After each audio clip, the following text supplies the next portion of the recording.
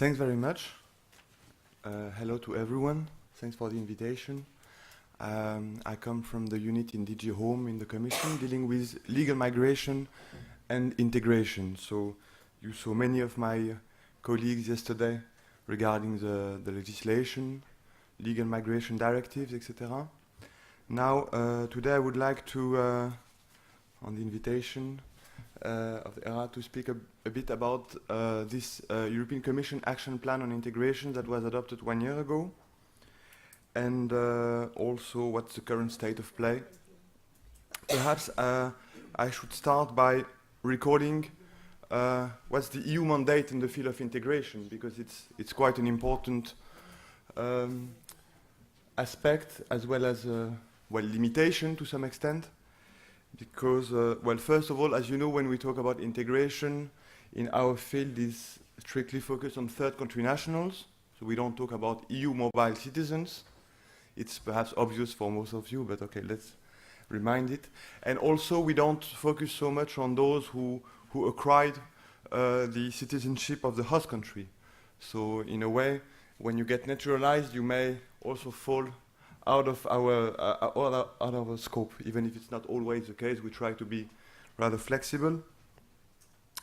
So let's remind there is no harmonization of legislation according to the treaty that we have, even if we have at the same time some equal treatment and some measures in our EU acquis on legal migration, as well as in the asylum acquis.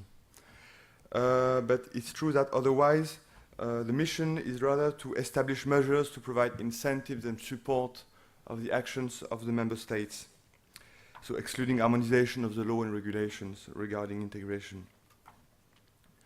So over the last 15 years, there was a gradual development of an EU policy on integration through coordination, policy guidance. Member states adopted some common basic principles on integration in 2004. There are several funding instruments. One is specific, which is the Asylum Migration Integration Fund. Others are not specific to integration but can support it, such as the European Social Fund. We insist a lot on exchange of good practices through this European website on integration. I hope you know it, but in case not, I think it's fed on an everyday basis. So it's really good sometimes to browse or to receive the newsletter which is related to it. Also, we had a national contact point on integration, so member states delegates responsible for integration. Now it's revamped through European Integration Network. I will talk about it. We also had common set of indicators to monitor integration, which were also aligned on the European 2020 strategy. And a lot is about mainstreaming integration into various policy areas. So in 2015-16, there was a clear demand for a more structured, more powerful strategy when it comes to integration. So that's why it led to the adoption of this action plan 1 year ago. Obviously, it was very much related to the migratory situation, to the refugee crisis, as it's called. At the same time, it was also, I could say, an opportunity to have a revamped kind of strategy, focusing not only on refugee and asylum seekers, but also on other groups. And it's a strategy which is, first of all, for the Commission. So that's perhaps something to remind that not also to create false expectations, that it's rather on the side of the Commission to provide better support to all actors involved in the field of integration. It's not a member state, it's not an EU-wide strategy, if you like. We try to make it wider than the Commission, and so that's why, for instance, we had Council conclusions adopted on the basis of this action plan to make sure member states were also on board, that we shared common objectives. But just to make clear that it's first of all the strategy of not only DG Home, but let's say various Commission services that commit to work better together and with the external world when it comes to integration of third country nationals.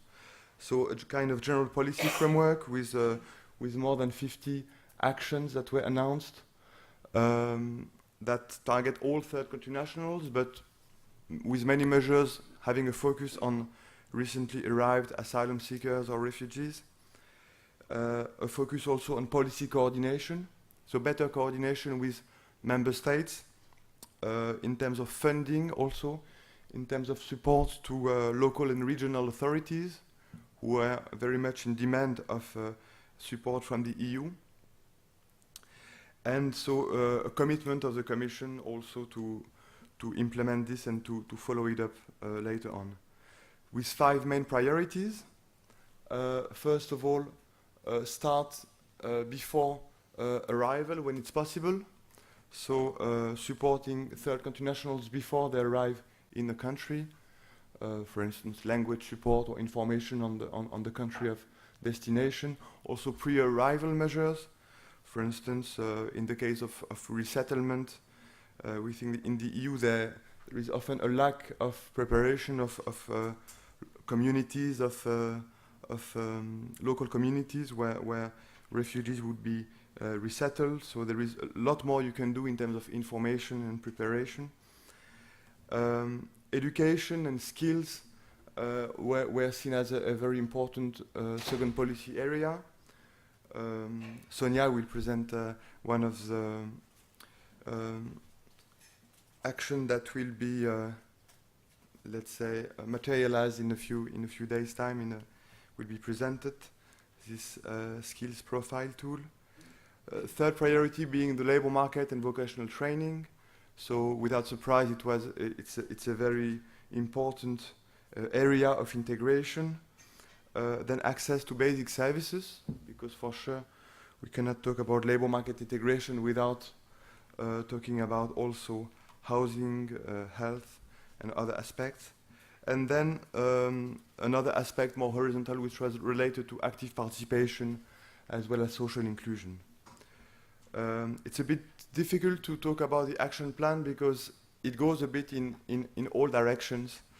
And to summarize, so I decided just to give a few examples of concrete actions that are either finished or ongoing or under negotiation, because even if it was yesterday that you were talking about legislation, it's true that even here there are some links.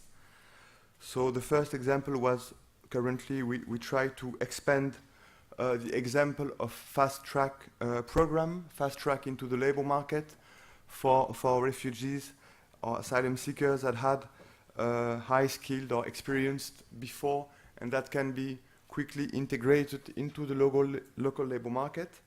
So this example came from Sweden, then was also started in other member states, in Austria and Germany. So we had indeed a call for proposal to support actors to expand these programs. Another example was a legal one. So in July 2016, there was the asylum package with 7 legal proposals, and well, to some extent, it was seen rather in a critical way by many civil society organizations.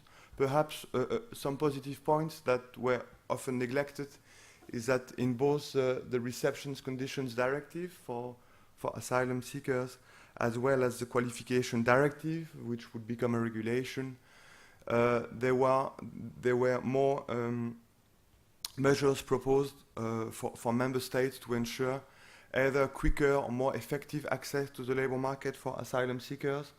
Also the introduction of equal treatment clauses for asylum seekers for the first time in this acquis, as well as more obligation for member states to grant integration measures for beneficiary of international protection.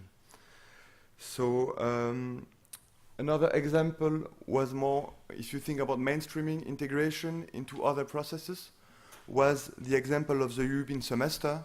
I don't know whether you're familiar with this process of economic governance in the EU, but indeed, for instance, 3 weeks ago, were recommendations adopted to member states by the Commission in this process, and several member states were asked to do more efforts in terms of integration, and not only on first generation immigrants, but also trying to look at the longer process. So if you see how bad France and Belgium, for instance, do in terms of labor market, education, situation of second generation, well, there was a lot of discussion in specific country reports, as well as some recommendations proposed by the Commission, and I mean, we think it's also going into the right directions to highlight this kind of issue beyond the strictly speaking issue of third country nationals. So as I say, it's a bit difficult to summarize the whole action plan and its implementation in a few minutes, but it's true that there was a lot of new events, opportunities for member states, but also other actors to share not only good practices, but also problems, obstacles they have in terms of integration. So this happened through country visits, through peer learning activities in the field of labor market, education, recognition of qualifications. We also had colleagues building a guidebook on promoting migrants' entrepreneurship, as well as call for proposals related to that. There was also the idea that you should use existing tools rather than always creating new ones.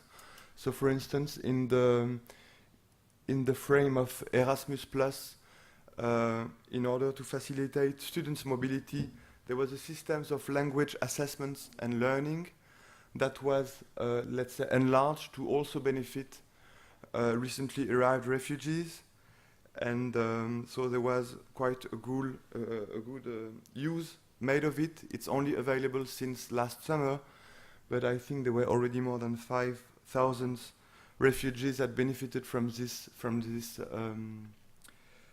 tool, and so this was rather a concrete example also what can be done using the existing structures and tools.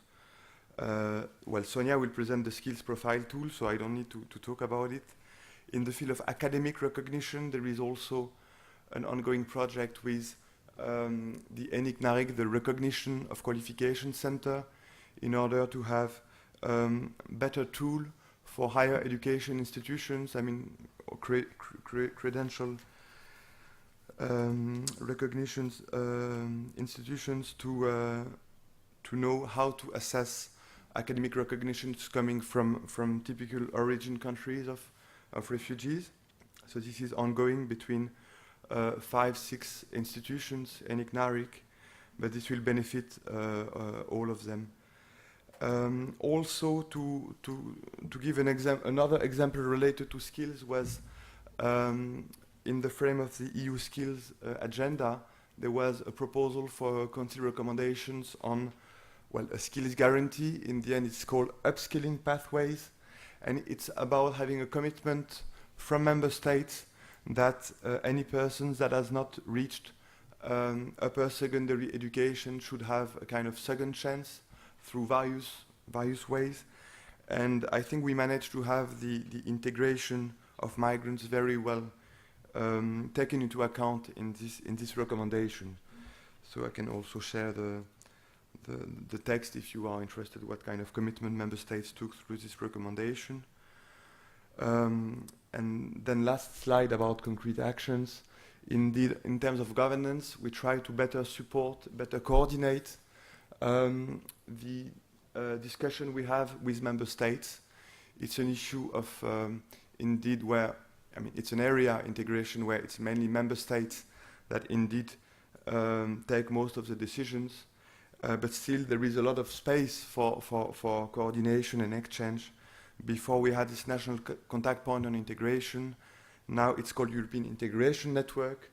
Well, we hope it's not only a change of name, so we try to have a better representation of member states. We also started meeting more often, organizing study visits, and the first one took place in Sweden, in Gothenburg region, so we'll also have perhaps some words about it by Therese. Also, we pushed member states to have indeed also their own commitments on integration, so those Council conclusions were adopted last December, and it's always good also to come back to it, because it's what also we can remind member states what they agreed to do or to promote in the future. Part of it is also to have a better use of funding opportunities.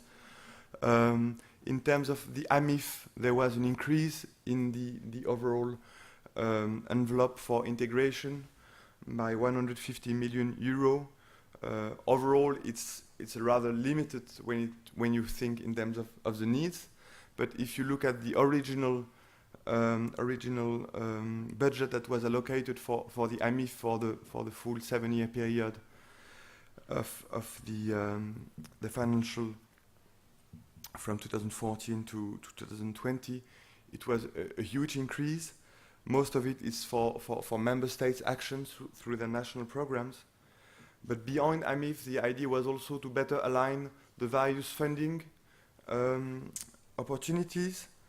So we gather, for instance, national authorities responsible for AMIF, for the ESF, for the regional fund, to make them, first of all, meet and talk together, because sometimes you don't have enough this coordination, and to provide also a guide to explain which fund can be used for which purposes. And so this is still ongoing, but still, I mean, in the ESF, there is a limited budget, so as is often said, €1 can only be spent once, so it's also political choice that needs to be made there. Also to have better coordination with local and regional authorities, because they are very much affected by the recent inflows, and sometimes the resources at national level are not well, let's say, directed to those local communities and regions in need. So there is currently a partnership on migrants' inclusion in the frame of urban agenda for the EU, where various institutions, so including Eurocities and other organizations in charge of representing European regions, expressed their needs and developed common actions. And then just to finish, we also saw a much more emphasis on providing evidence. There was a lot of lack of evidence on in terms of data, indicators, especially when it comes to refugees. So we think there is much more now evidence on what is member states' policy, what are the success, what are the failures from the past. And so we will continue that based on the indicators agreed, but also on other kind of mapping. So I hope it was not too long, and I'm very happy to reply to questions later on. Thank you.